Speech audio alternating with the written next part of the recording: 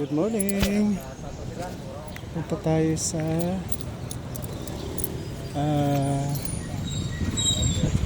Boss, sa Sabang. Ha? Sabang. Bangday? Oh, sa Bangday. Yes, sa Bangday.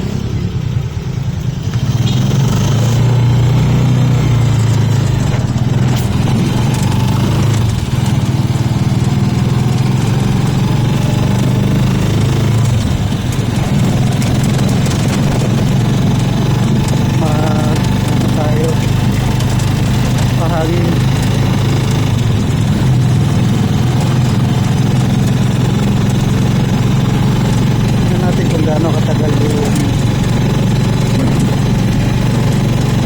layo niya.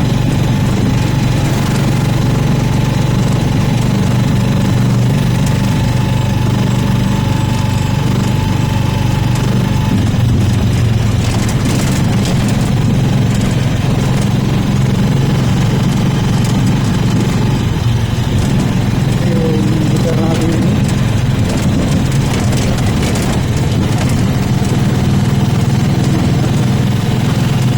papansin nyo mga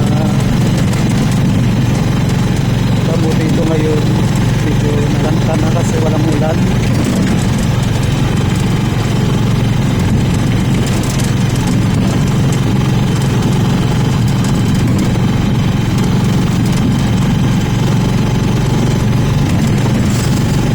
Maganda pa siya ng guide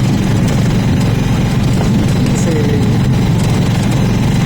malinis yung tubig, tapos tahimik, respe yung hangin.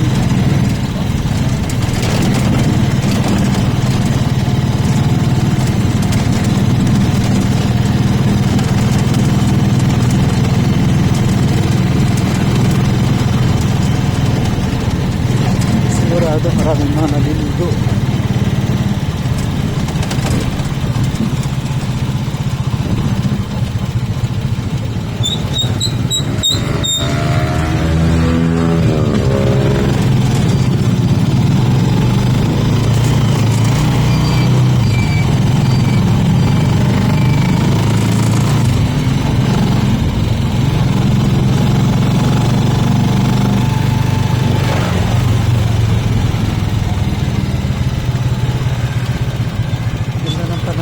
Chokaran.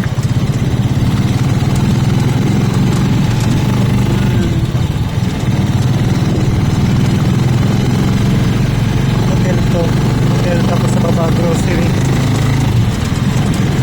May ganoon yung school campus. Sa sikat na campus dito.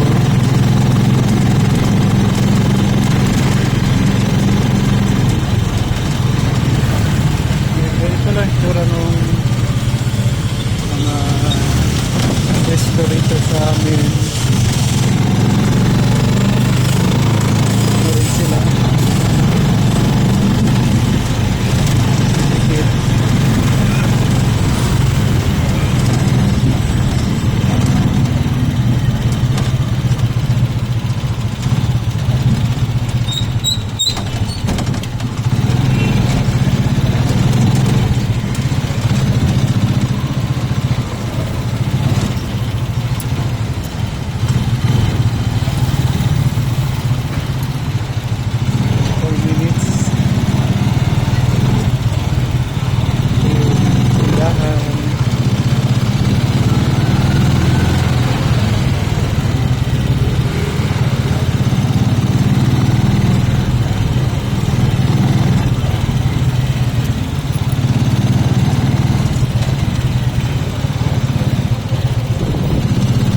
Panahon ngayon hindi masyado mainit,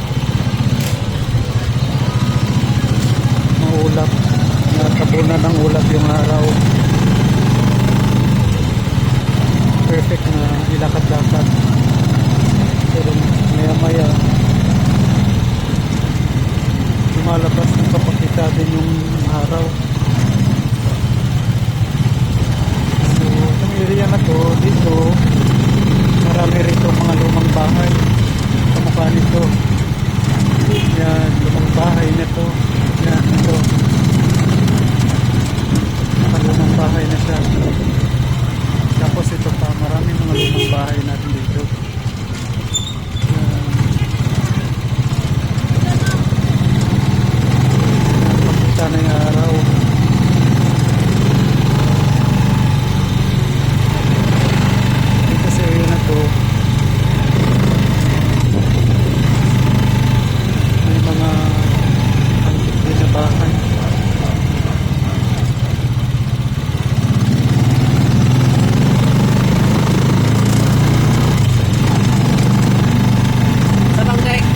Sa Bangday ko yan.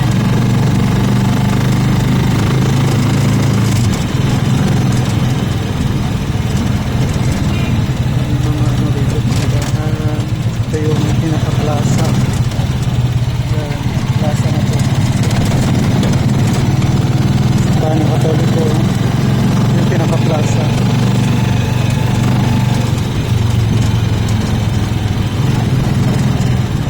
Ganda ng bayan paggabi. Ito is school. College yata ito, college. Ito naman yung high school.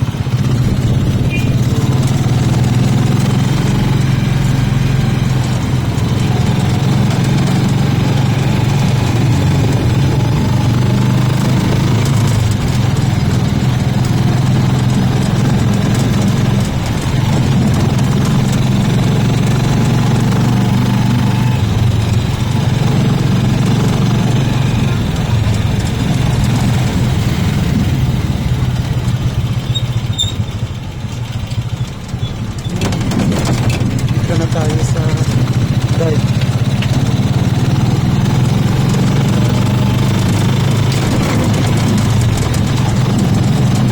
Ganda na yung araw. Masyado mainit na, mainit na.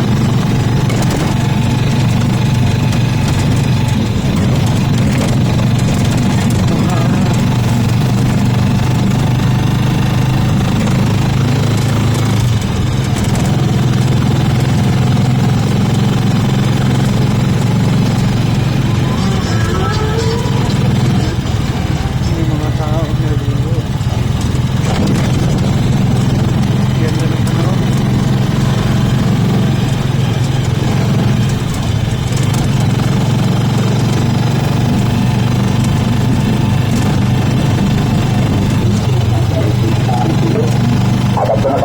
Kaya ako kaya. Garera.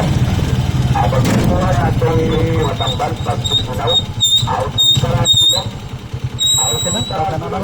Salamat kayo. Salamat kayo. Thank you.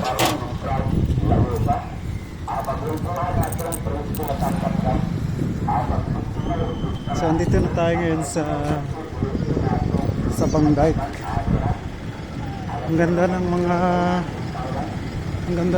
lugar dito mga kachokaran. Napaka-presko ng hangin.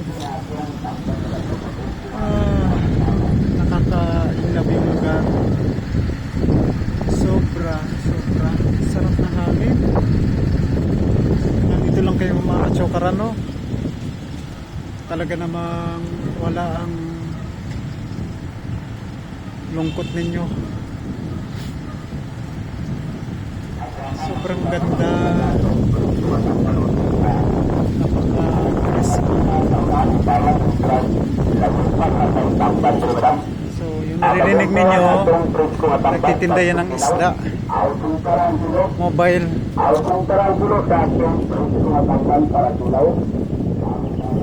Grabe, no? Nakaka-inlove yung lugar. So doon sa area na yun, mga tao nakaupo sila at nagpapahangin din sila. Sorry, kakakain ko kasi.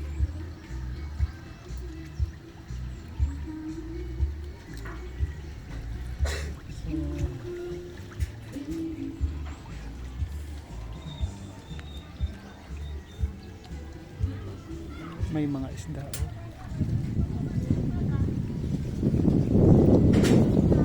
Oh, mga hangin. Thank you, Lord. Ang ganda.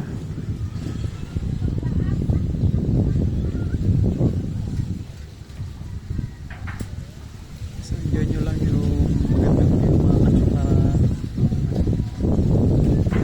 Ang location ko ay nasa Pusang Lorde.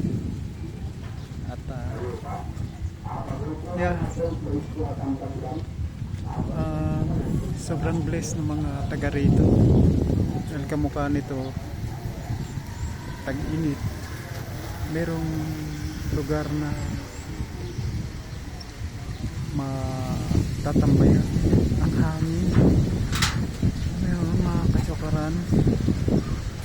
Sobrang sarap matulog. Nakakainggan yung matulog. So, ngayon ay alas 10 na mahigit. O 10, 11 na pala. 11:01 na.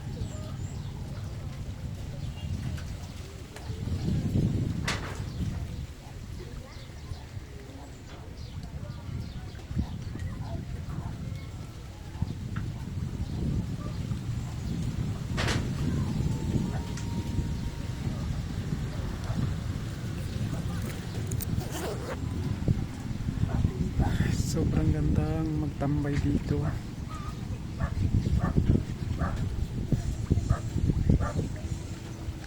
Ito yung tinutungtungan ko.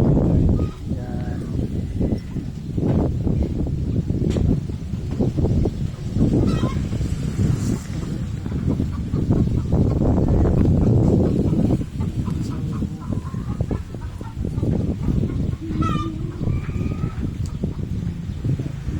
Mabilis lang yung pagkano dito biyahe, so mga 4 minutes.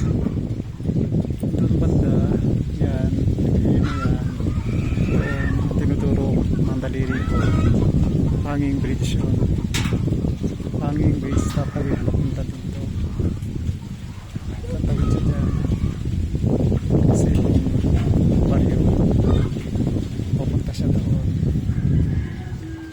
And then doon naman yun yung kapila niyan. Yan yung nakita nyo doon. Dagat na yun. Ito ilog. So ilog to. Nagsalubong bali yung tubig alat at ang tubig tabang. Ito yung itsura niya.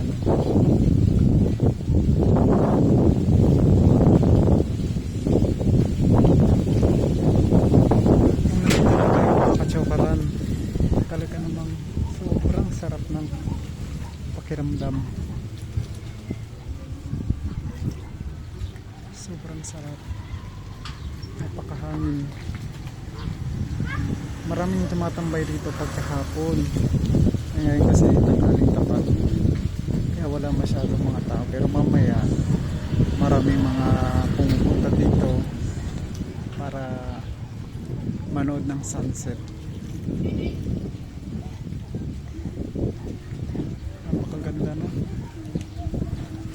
Pansinin nyo, sobrang malinis yung tubig niya.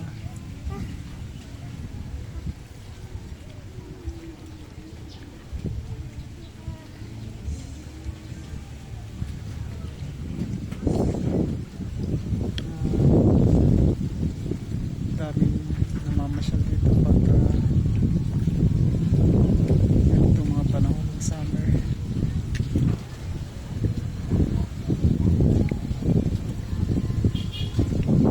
Kasi madalas ako ditong tumambay.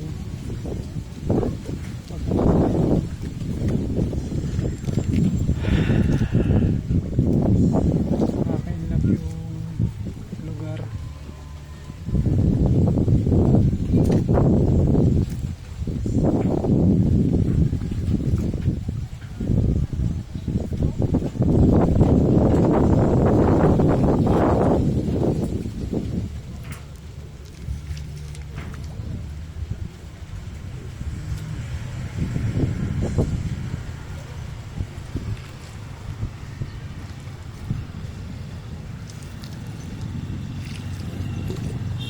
May nagpapalipad na saranggola. Ayan, o.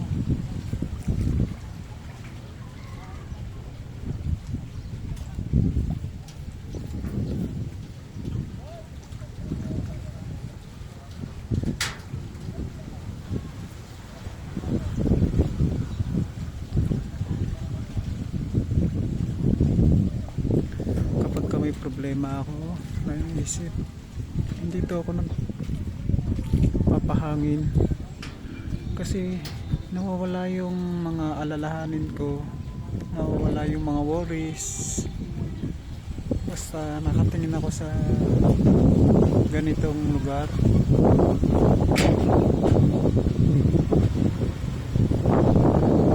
Nakakagaan ng pakiramdam.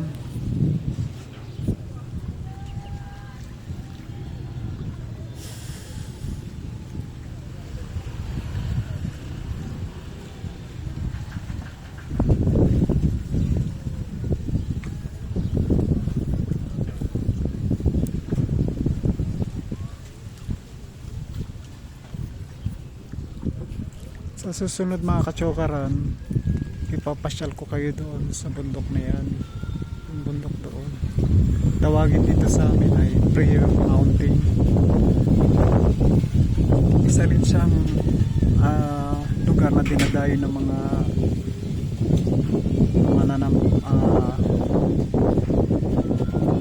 tawag niya yung may mga namamanata. So especially pagka Holy Week, maakyat yung mga tao doon. So maybe next week aakyatin natin yun para makita nyo rin yung overview ng lugar namin dito. So yun, ayan doon sa dagat. Yan yung means of transportation nila. So magbibiyahe yan. Meron din itong mga upuan, pinaparent nila, pero hindi ko alam kung magkano.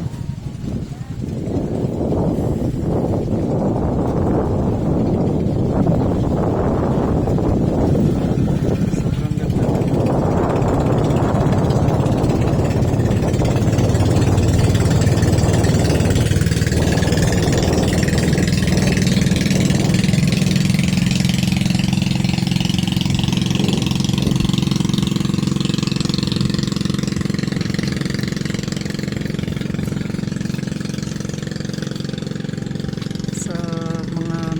Itong video,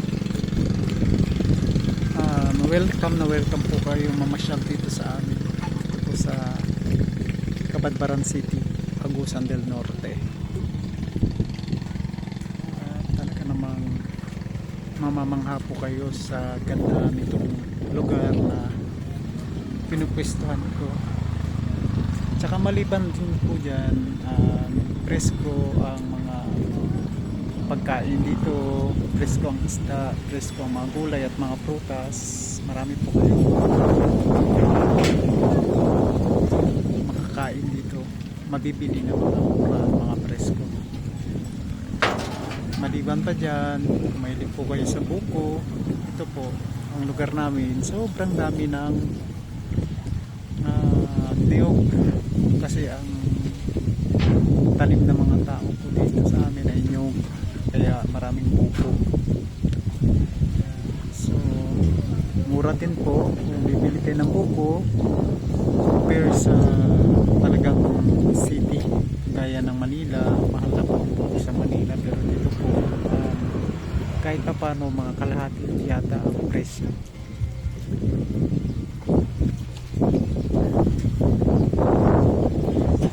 Kalahati yung difference ng price.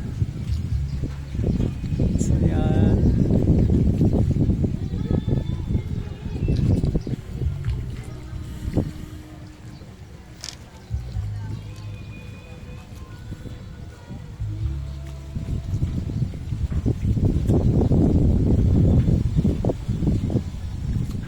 nagpapalipad ng mga saringgola ng mga bata.